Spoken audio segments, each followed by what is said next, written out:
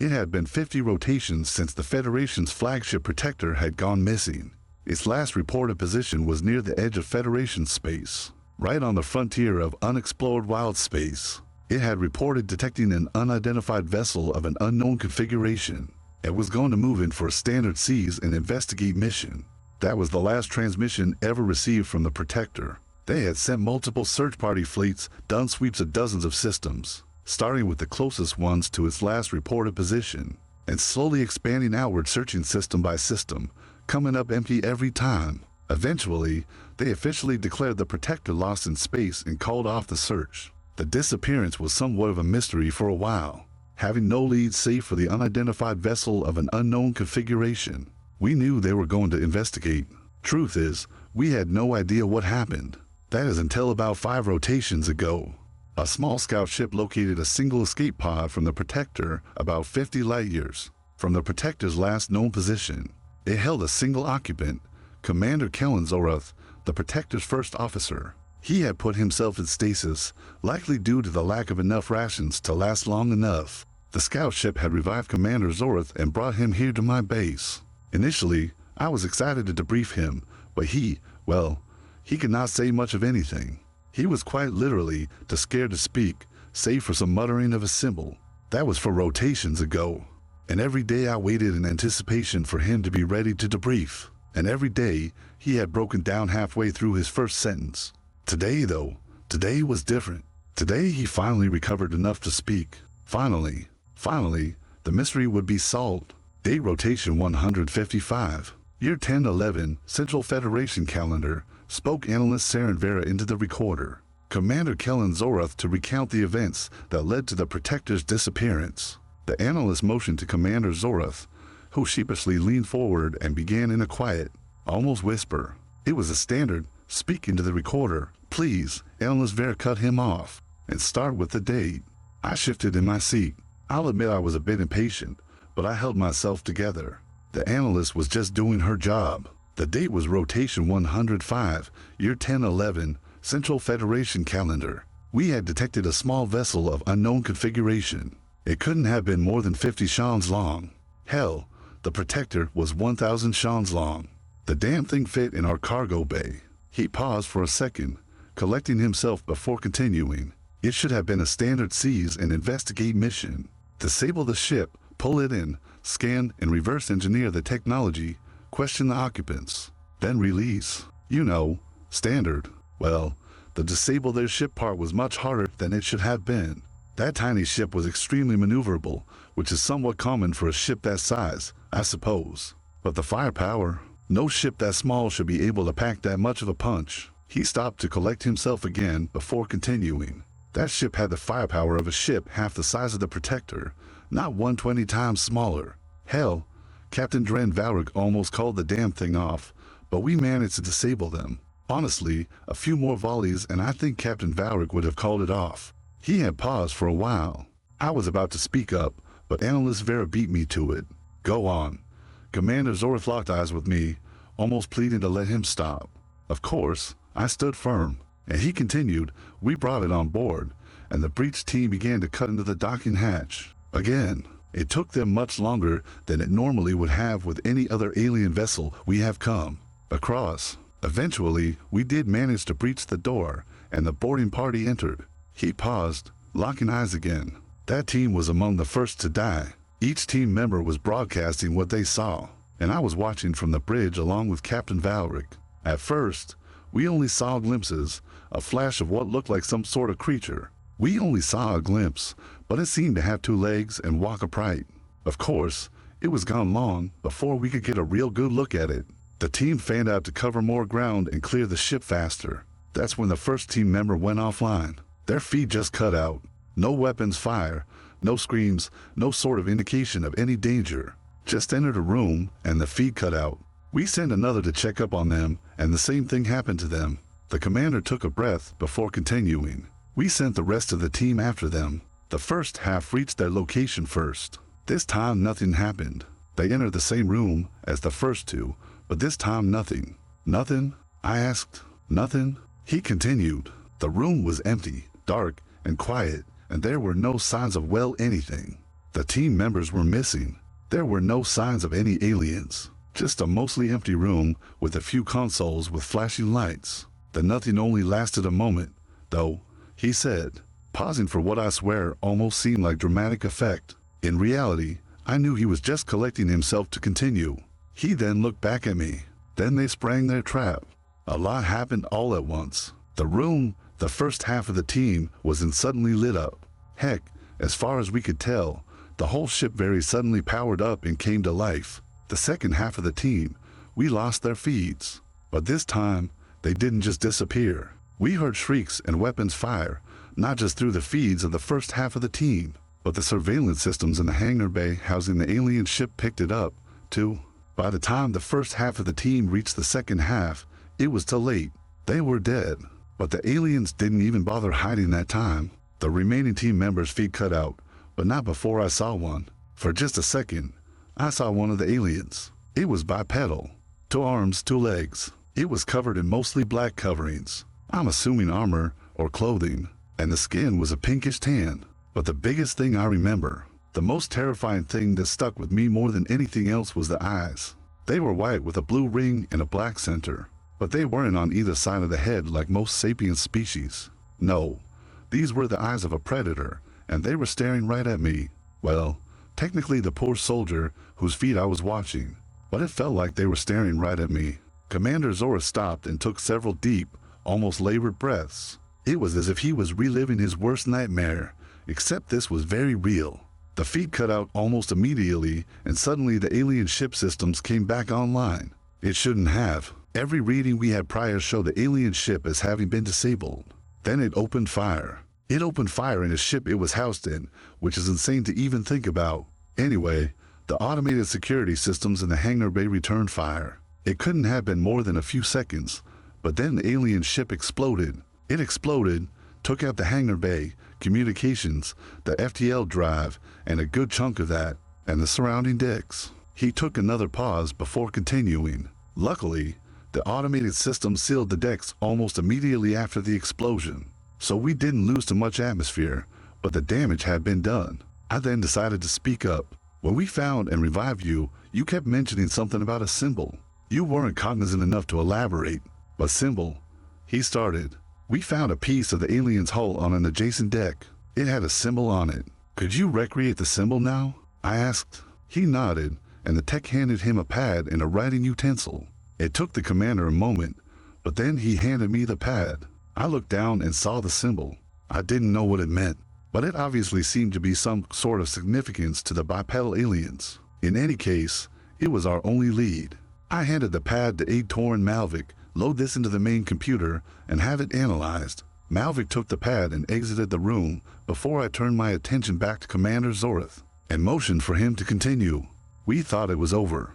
A very odd, abnormal, and violent end, but an end nonetheless. He paused, letting out a sigh. We couldn't have been more wrong. That's when things started to go wrong. Started? I asked, as if the whole incident up to that point had just been business as usual. Commander Zorath looked at me again, nodding. It started with small tools going missing, a plasma torch gone from an engineering tech's equipment, an armor's lock disappeared, a data rod missing from it. At first, we thought it was just incidents attributed to a fatigued crew. After all, the damage was extreme, and the crew was working non-stop to fix it. It made sense some tools might get misplaced. But then things started getting really weird. At first, the main computer efficiency went down to percent. At first, we attributed the efficiency decrease to the extra processing load it was taking on with all the repairs and damage we were taking on. Then, life support started malfunctioning deck by deck. It didn't shut off, but rather changed the environmental settings. The oxygen levels decreased to 20%. The carbon dioxide levels rose to 0.005%. Nitrogen and some argon started replacing the helium, and the humidity decreased significantly. At first, we thought it was a computer glitch, but every time we set it back to Federation standard, it would go back to the same wrong setting within a few hours. Hell, we even tried restarting the main computer. After that, we thought it worked as our readings were coming back normal, but we realized the computer sensors were lying to us, since we could feel no difference in the environment despite the computer telling us otherwise. A primal sense of fear started to form inside me, the kind where you are being watched by a predator. I know where this story was going. After about a week, we figured out what was happening. Unfortunately, by then it was too late. It started after we got the FTL drive back online. Captain Valric ordered an immediate return to the nearest Federation outpost. It should have been a cycle strip to arrive, but after a cycle in FTL, the outpost was nowhere in sensor range. It didn't take long to realize we were off course, but not by some miscalculation. We were going the opposite direction. After that, we started a detailed investigation into the ship computer. That's when we finally realized what was happening. We found some footage from when the biped ship exploded. During the chaos, right before the explosion, about 5 of the bipeds escaped. They used the attack and explosion as a diversion and escaped into the Protector. Captain Valric ordered an immediate wiping of the computer and a full backup restore from before we encountered the aliens. Unfortunately, they were onto us. They didn't even try to hide their presence anymore. The computer went haywire. We watched helplessly as the computer pulled up, queried, and downloaded the database. Every classified file, every known species cultural index, every piece of data on that computer pulled up and downloaded to a single location on Deck 5. So, Captain Valric did the only thing we could do. He ordered a sweep of Deck 5 and for the bipeds to be captured or eliminated. Commander Zorath paused, taking a deep breath and locking eyes with me before continuing. The soldiers never even made it to Deck 5. The bipeds knew we were coming and ambushed the team en route. That's when they went on the offensive. They started taking the ship level by level. The crew members that didn't evacuate in time were knocked out by a single hit from their weapons. It's at this point the captain ordered the remaining crew to abandon ship. Somehow they knew and intercepted us on the way to the escape pods. Captain Valric ordered us to push through and escape at all costs. None of us made it. None of you? I asked, confused. Well, obviously you made it. No, General, Commander Zorath replied. I made it the furthest. But as I was entering my escape pod, Commander Zorath took a deep breath. As I entered my escape pod, it grabbed me and pulled me back. It shoved me into the wall and looked at me directly in the eye.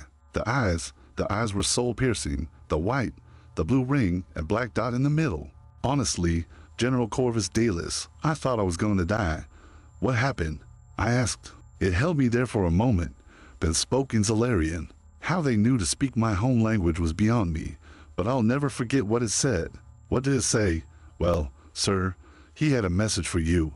Me? I asked, confused and admittedly a little terrified. Well, command as a whole, Commander Zorath explained, but the Bipe said, we don't know why you attacked us, but tell your superiors it won't happen again. And then it shoved me in the escape pod and ejected. Sir, Zorath said, they took our standard C's and investigate protocol as an act of aggression. And I asked, well, sir, at first I took the biped's words as a warning to not do that again, to stay away from their ships. Well, you see, Zorath continued, I've had a lot of time to think about this. Their ship, at least based on the data we received and from what I could make of it, well, there should have been more than 5. Only 5 made it out, but the ship they were in could have easily comfortably had at least double that. My heart sank. I think, well, I know they took our actions as an act of aggression, but if I'm right, I think we may have accidentally killed some of them, too.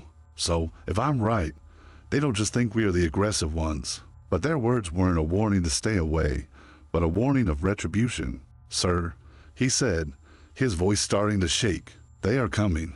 By all accounts, the next 3 rotations were anything but ordinary. Supplies shipped in, patrols came in and out. Commander Zorath was transferred to command to restate his testimony and give as much information on the bipedal threat as possible. I had recommended an immediate mobilization, activate the reserves, increase warship production, retrofit every fleet vessel to wartime standards. Command accepted my recommendation, but when asked what sector to mobilize the fleet in, well, I was at a loss. Even Commander Zorath had no idea where these bipeds were from.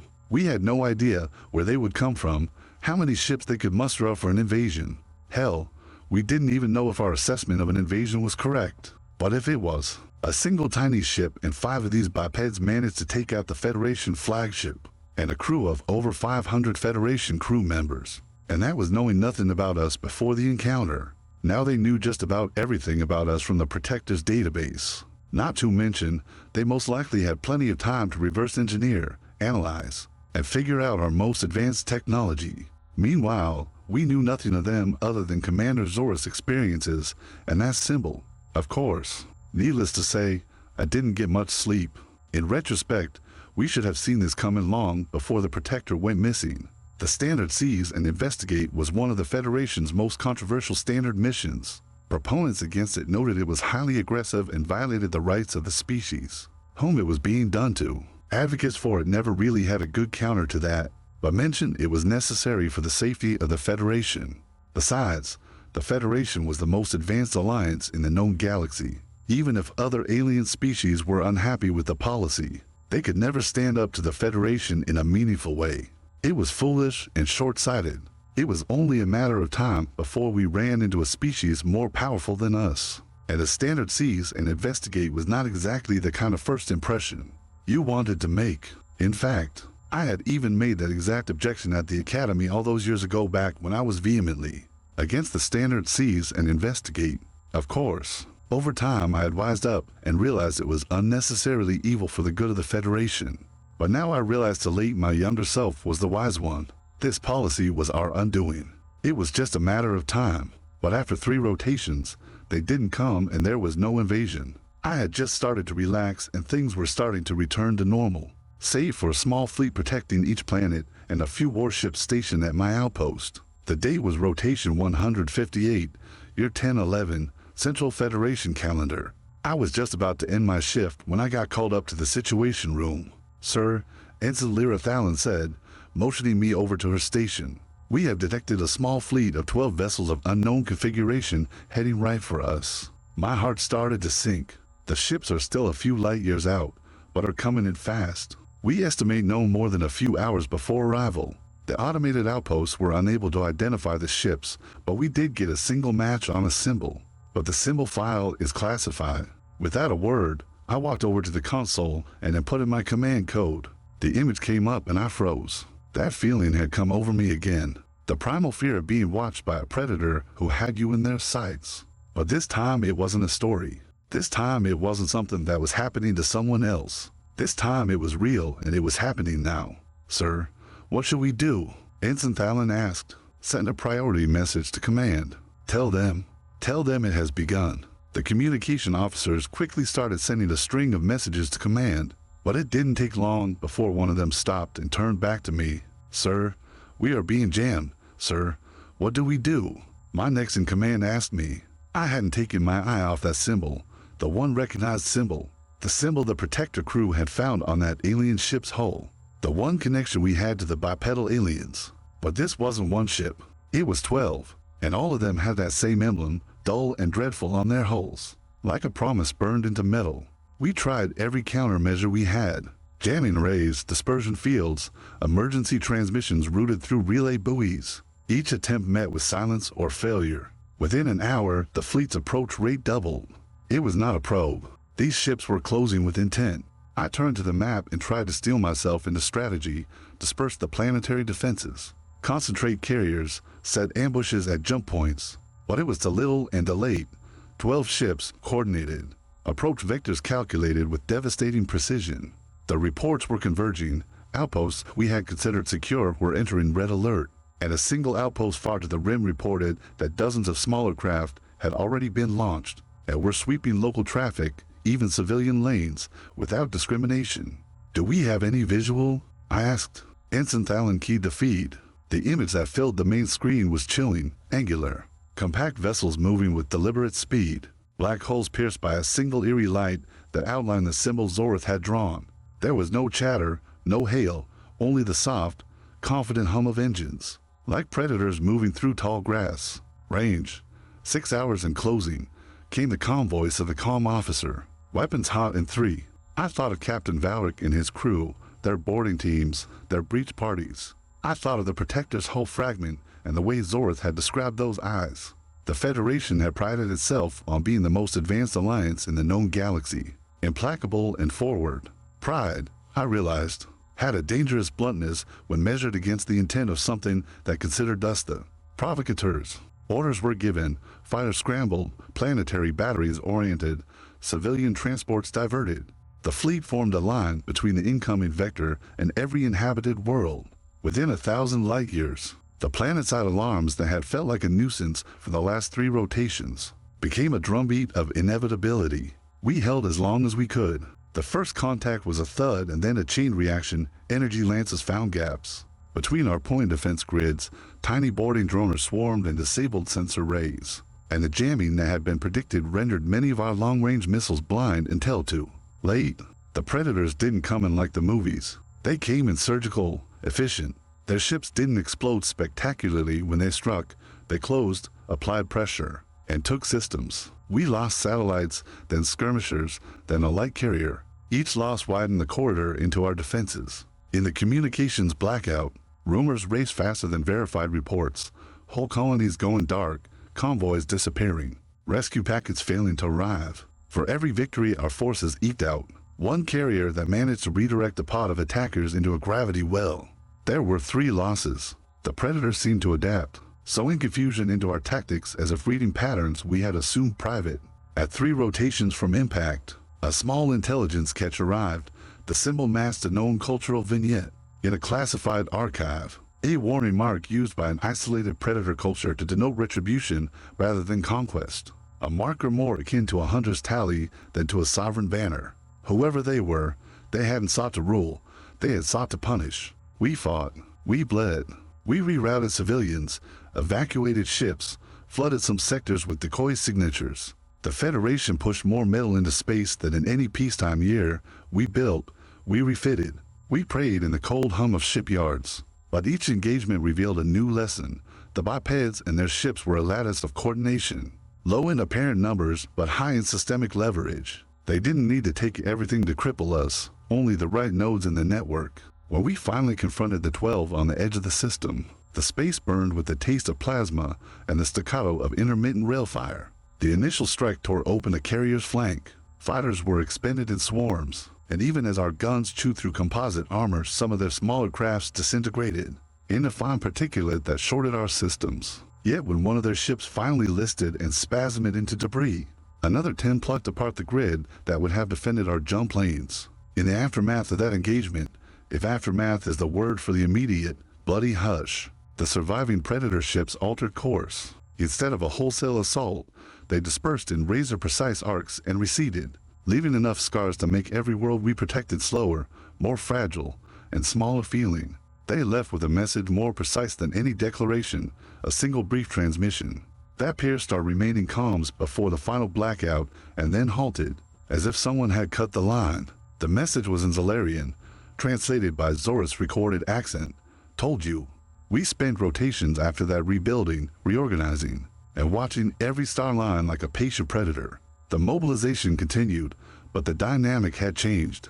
The keepers of the old policy, the seize and investigate doctrine, found their defenses questioned, their rationale stripped. The Federation leadership entered a period of introspection that would stretch for years. Some clamored for harsher measures, for a scorched response. Others argued that our hubris had to be replaced with humility, and that the cost of war would be long and irreversible.